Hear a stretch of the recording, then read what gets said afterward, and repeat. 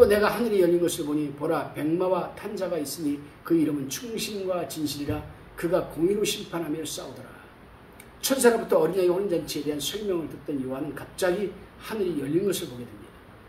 4장에서는 하늘이 문이 열려 요한이 영이 하나님의 보좌 앞으로 올라갔고 11장 15절에서 하늘의 성전을 보다 자세하게 보여주기 위해서 성전이 열렸고, 그리고 본문에서는 하늘 자체가 열려 정복자로 오시는 예수 그리스도의 군대가 나타납니다.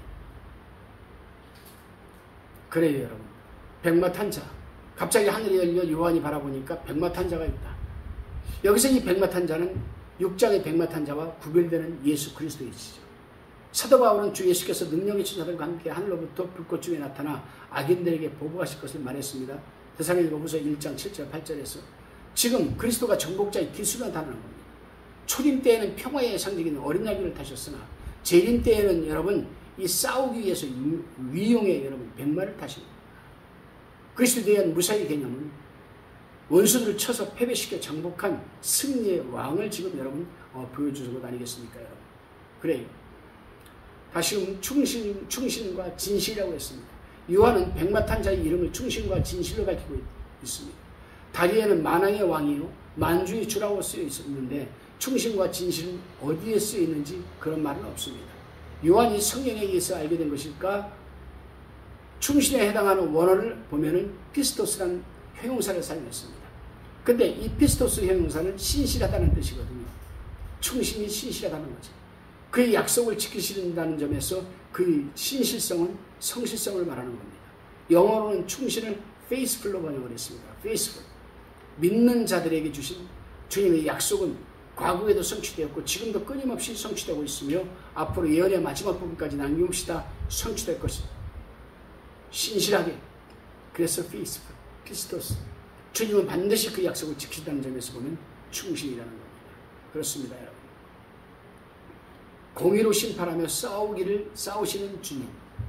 그래요 여러분. 우리 주님은 뭐 악인이라고 해서 무조건 다 심판하고 그러는 게 아니에요. 항상 공의의 중심을 놓고 심판하고 여러분 이 상권이 분명하신 분이죠.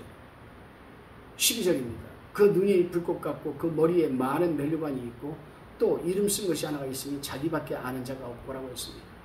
승리한 정복자로서 그리스도를 언급하는 가운데 그의 눈이 불꽃 같다는 것은 1장 14절과 2장 18절에서 언급된 것과 동일하면서도 또 다른 의미를 내포한다고 할 수 있습니다.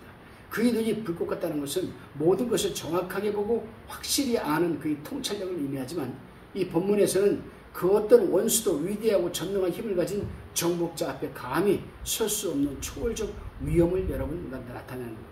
그렇습니다 여러분. 머리에는 많은 멸관이 있다고 했습니다. 그의 머리에는 많은 멸류관이 있었습니다.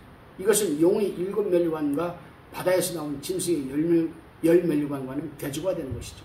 짐승이나 용의 멸류관을 가졌다는 것은 권세와 영광을 갖다는 뜻이지만 그들의 능력과 권세는 제한적이고 한정적이었습니다. 여기 그리스도는 많은 멸류관을 가졌습니다. 이것은 제한적이 아닌 무한한 권세와 주권을 여러분 가리키는 겁니다. 자기밖에 모르는 이름이라고 했습니다. 또 이름 쓴 것이 하나 있는데 자기밖에 아는 자가 없다고 했습니다. 아무도 모르는 그 이름이란 무엇일까? 모든 피조물에게 숨겨진 이름은 그리스도 자신만이 아는 것으로 되어 있기 때문에 어쨌든 우리가 알지 못하는 이름이 그리스도에게 있다는 것은 유한한 유한은 뭐라고 그럴까? 무한을 알지 못하는 데서 신학적 명제와도 결부되어 있습니다. 우리가 그리스도에 대하여 모든 것을 다 알 수 있다면 그를 가리켜 비밀이라고 말하지는 않겠지. 그러나 우리가 분명히 모르는 것도 있다는 겁니다. 그리스도만이 아는 것. 13절입니다. 또 그가 피 뿌린 옷을 입었는데 그 이름은 하나님의 말씀이라 칭하더라. 요한이 환상에서 재림하시는 그리스도는 피 뿌린 옷을 입고 있었습니다. 그리스도는 죄인을 구원하기 위해서 자기 피를 쏟았는데 여기서도 그는 피 뿌린 옷을 입고 있었습니다. 그러나 그의 옷에 묻은 이 피는 그리스도 자신의 피가 아니라 전쟁 중에 흘린 원수들의 피입니다. 원수들의 피. 그래서 아람어로 번역된 구약성경 창세기 49장 11절에 관한 팔레스타인 탈금에 보면은 팔레스타인 탈금입니다. 우리 성경이 아니라 거기에 보면 이런 말이 있습니다. 왕 메시아는 얼마나 아름다우신가. 그는 허리를 동이고 그를 미워하는 자들과 싸움을 하러 나가서 왕들과 방백들을 죽이실 것이며 그들이 죽은 피로 강물이 붉게 되리라. 그의 옷은 피에 젖을 것이며 그 자신이 포도즙과도 같으리라. 그가 피 뿌리는 옷을 입었다는 것은 적그리스도 군대를 다 죽이고 여러분 승리하실 것을 의미하는 겁니다. 아마겟돈 군대를 본격적으로 죽이는 곳은 성 밖이라고 하였고 이사야서는 에돔과 보스라고 되어 있습니다. 팔레스타인 전체가 피바다가 되겠지만 특히 요르단 지역에 속하는 에돔과 보스라에서 많은 피를 흘리게 될 것으로 우리는 여러분 생각을 하게 됩니다. 하나님의 말씀이라 했습니다. 재림하시는 주님의 이름이 하나님의 말씀이라고 했습니다. 여기서 주님의 말씀은 형이상학적 개념이 아닌 인격적 개념으로 나타나 있습니다. 원래 예수님은 선지하신 말씀, 로고스, 즉 성경 말씀이 로고스였으나 육신을 입고 이 땅에 오셨습니다. 성육신하신 것이죠. 그래요. 하나님은 말씀으로 세계를 창조하시고 그 말씀으로 만물을 유지 보존하시며 그 말씀을 통해 그가 선포한 모든 약속을 성취하시는데 바로 그 말씀이 예수 그리스도이며 여기서 악인들에게 보복하시는 메시아입니다. 다시금 14절을 보겠습니다. 하늘에 있는 군대들이 희고 깨끗한 세마포를 입고 백마를 타고 그를 따르더라. 하늘에 있는 군대들이라 했습니다. 희고 깨끗한 세마포를 입고 백마를 타고 재림하시는 주님을 따르고 있는 이 하늘에 있는 군대들은 누구인가? 이것은 재림의 광경을 모사하고 있는 다른 성경 구절들을 참고하면 해답이 나옵니다. 유다서에서는 주께서 수많이 거룩한 자와 함께 임한다고 하셨고 여기서 수많이 거룩한 자가 천사들이라고 보는 입장도 있지만 이 말은 영화된 성도들을 가리킬 수도 있습니다.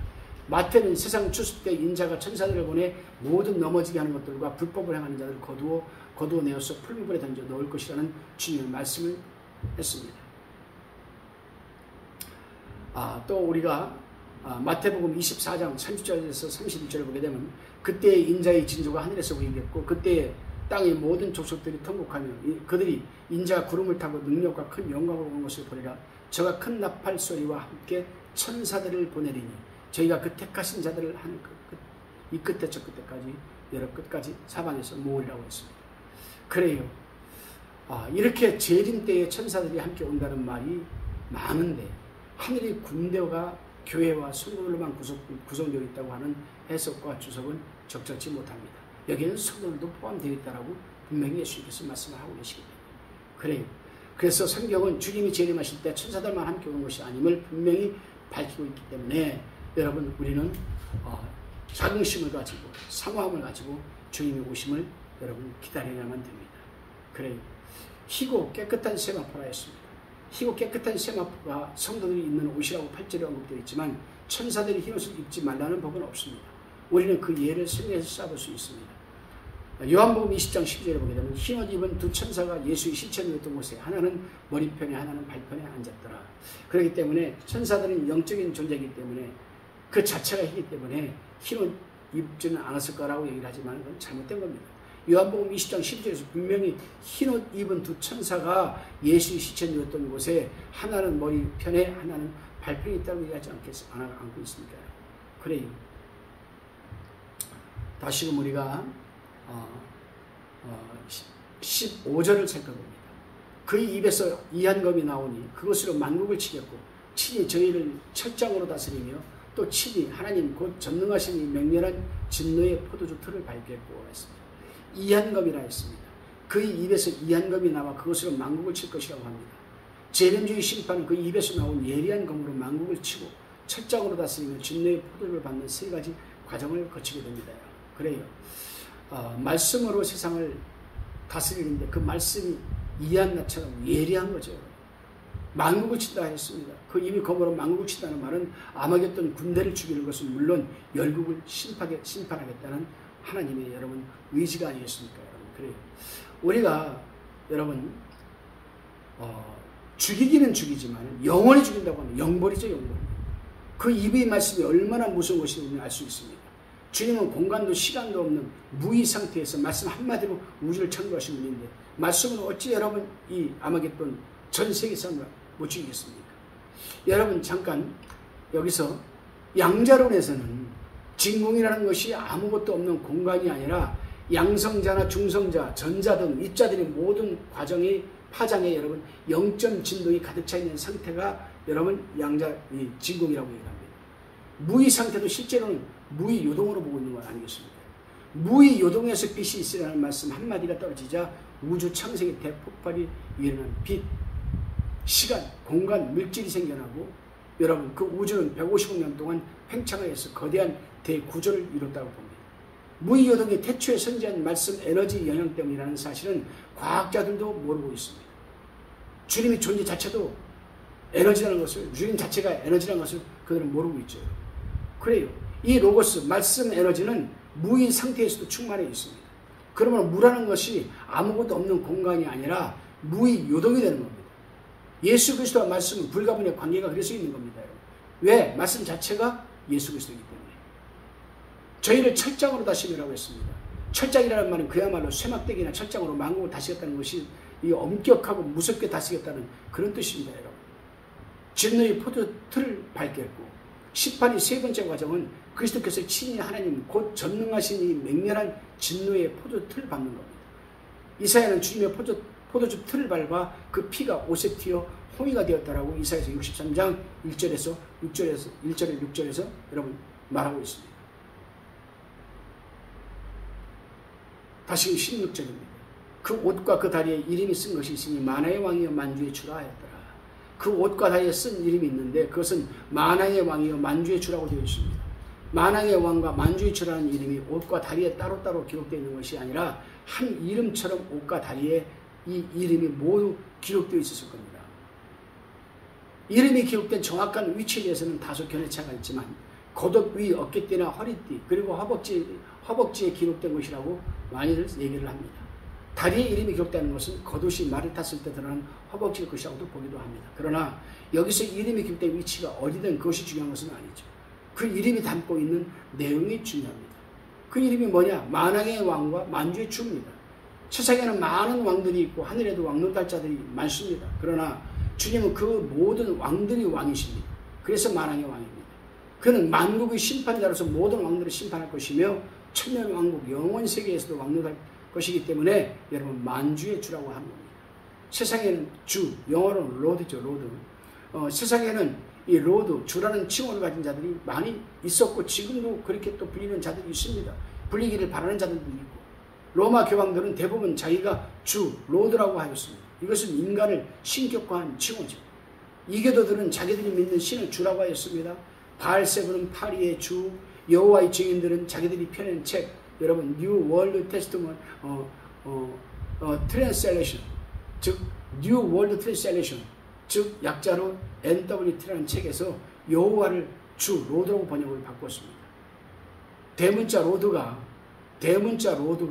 여호와를 뜻한다면 예수 그리스도는 여호와의 증인, 여호와 중이 여호와라는 셈인데 공교롭게도 그들은 그리스도의 신성을 여호와의 증인은 부인합니다.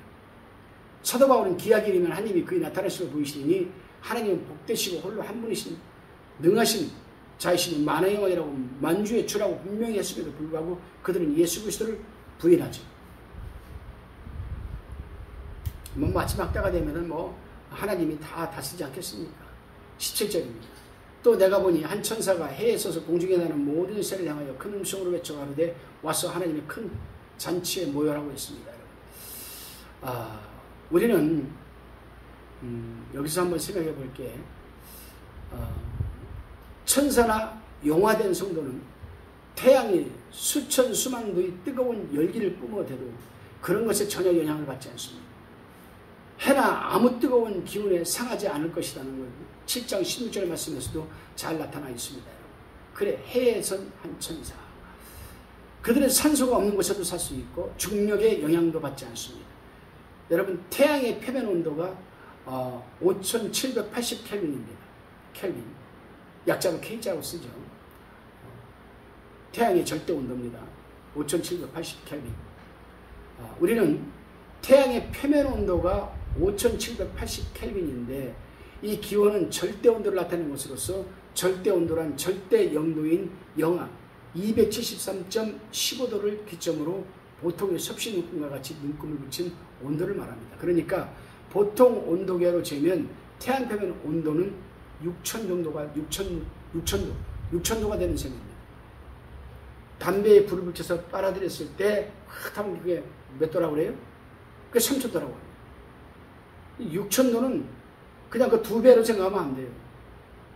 2배로 생각하면 배 엄청난 거죠. 용광로 속에 들어가도 타지 않는 신령한 몸을 가진 존재들인데 끊임없이 붓고 폭발하고 있는 태양에 서 있을 수 있다는 것은 천사들만의 특징이 아니라 영화된 성도들의 모습이라 생각하면 영원세계에 살 존재들이 영원 불멸의 몸을 가진다는 사실에 감격하지 않을 수 없는 거죠. 믿음이 가는 거죠. 그래요. 우리는 공중에 나는 모든 새에 대해서 한번 봅시다. 본문의 잔치는 대환란 끝에 있는 아마겟돈 전쟁 때에 죽은 자들이 고기를 먹는 잔치이고, 에스겔서 39장의 잔치는 환란 초반에 러시아가 이스라엘을 침략하여 패하고 그 죽은 러시아 연합군들의 시체를 먹이는 잔치입니다. 말세는 새들의 잔치가 이렇게 두 번씩이나 벌어지는데 그만큼 수많은 사람들이 죽는다는 뜻이 아니겠습니까? 그래요. 아마겟돈에서 수많은 사람들이 죽을 것을 아시고 그 많은 시체를 다 매장할 수 없으므로 독수리떼를 불러 먹게 하시는데, 그러기 위해서 식욕왕성한 독수리떼의 증식이 필요한 겁니다. 어떻게 모르겠습니다. 아직 우리는 눈으로 목격을 하지 못하고 있지만은 하나님의 말씀은 언제나 진리이기 때문에 그렇게 되는 줄로 믿습니다. 다시 18절입니다. 왕들이 고기와 장군들이 고기와 장사들이 고기와 말들과 그 탄자들이 고기와 자유한 자들이나 종들이나 물온대수하고 모든 자의 고기를 먹으라 하더라. 모든 자의 고기를 먹으라 합니다. 해에선 천사는 공중에 나는 모든 새에게 큰 음성으로 왕들이 고기와 장군들이 고기와 장사들이 고기와 말들이 그 탄자들이 고기와 자유한 자들이 종들이나 물온대수하고 모든 자의 고기를 먹으라고 외쳤습니다. 이들은 결국 아마겟돈에 참전하는 자리를 할 수 있는데, 왕들, 장군들, 장사들, 말과 그 탄자들, 자유자나 종들은 물온대수하고 모든 자에 해당됩니다. 아마겟돈 전쟁에 왕들과 장사들 참전합니다. 종들은 장군들이 부관이나 왕들이 신하일 수도 있겠죠. 그래요. 사람뿐만이 아닙니다. 말들도 다 죽게 되는 것이죠. 다시 19절입니다.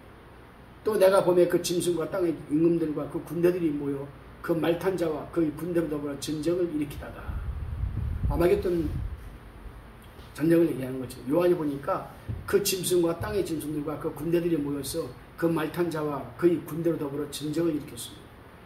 해에선 천사는 아마겟돈 군대가 재림하시는 예수 그리스도의 그 입의 검으로 전멸하여 공중에 새들을 불러서 그 시체를 먹으라고 했는데, 다시 전쟁하는 모습을 뒤늦게 기술한 것은 앞에서는 전쟁의 결과를 먼저 언급하고 지금 본문에서는 전쟁하는 과정을 본절에서 지금 설명하는 것으로 보면 이해가 될 겁니다. 그러니까 이 전쟁은 이미 승리를 선포한 전쟁이 되는 거죠. 아마 아마겟돈 전쟁은 굉장할 겁니다. 다시 19장 20절입니다. 짐승이 잡히고 그 앞에서 이적을 행하던 거짓 선지자도 함께 잡혔으니, 이는 짐승의 패를 받고 그의 우상에게 경배하는 자들을 이적으로 미혹하던 자라. 이 둘이 산채로 유황 불붙는 못에 던지고라고 했습니다. 짐승이 잡히고 그 앞에서 이적을 행하던 거짓 선지자도 함께 잡혔으니, 이는 짐승의 패를 받고 그의 우상에게 경배하던 자들을 이적으로 미혹하던 자라. 이 둘이 산채로 유황 불못에 던져지고라는 것은 요한의 표현은 하나님이 대적한 자들의 최후를 아주 극적으로 잘 묘사한 겁니다. 이들은 산채로 유황 불못에 던져서 여러분 영원토록 여러분 이 유황불의 고통을 당하는 거죠. 21절을 보니까 그 나머지는 말탄자의 입으로 나오는 검의 죽음에 모든 새가 그 고기로 배불리우더라. 여러분, 초식동물이 사람 고기를 먹는 거 여러분 들어봤습니까? 그래요. 아프리카에서 코끼리가 죽었는데 배가 하도 이상하게 많이 불러왔더랍니다. 그래서 그 배를 갈라보니까 그 배에서 12명의 시체가 나왔습니다. 초식동물도 사람을 먹을 수 있어요. 그리고 사람이 죽고 짐승이 죽으면 여러분 독수리들 가서 쪼아먹지 않습니까? 마지막 때는 굉장할 겁니다. 그것이 여러분. 그래요. 한 인간의 운명은 누구를 따르냐에 좌우되는 것 아니겠습니까? 사단을 따르면 그의 종이 되어서 지옥의 고통을 당하고 결국에 독수리 밥이 되는 거예요. 산 짐승, 산 새들의 여러분 밥이 되는 겁니다. 우리는 잠시 죄악을 누리던 적그리스도 추종자들과 순간적인 고난을 견디면서 죽기까지 그리스도를 따르던 한난시대의 성도의 운명은 하늘과 땅처럼 큰 차이가 있습니다. 명심하시기 바랍니다. 기도하시겠습니다. 하나님, 우리가 세상을 살아가면서 잠시 죄악의 낙을 누린 적그리스도 추종자들과 순간적인 고난을 여러분 견디면서 죽기까지 그리스도를 따르던 한난시대의 성도의 운명은 하늘과 땅 차이인 것을 우리가 듣게 되었습니다. 끝까지 우리가 지금 힘들고 고통스럽고 어렵더라도 끝까지 믿음을 버리지 말고 지키어 승리하게 하옵소서. 예수님의 이름으로 기도하옵나이다. 아멘.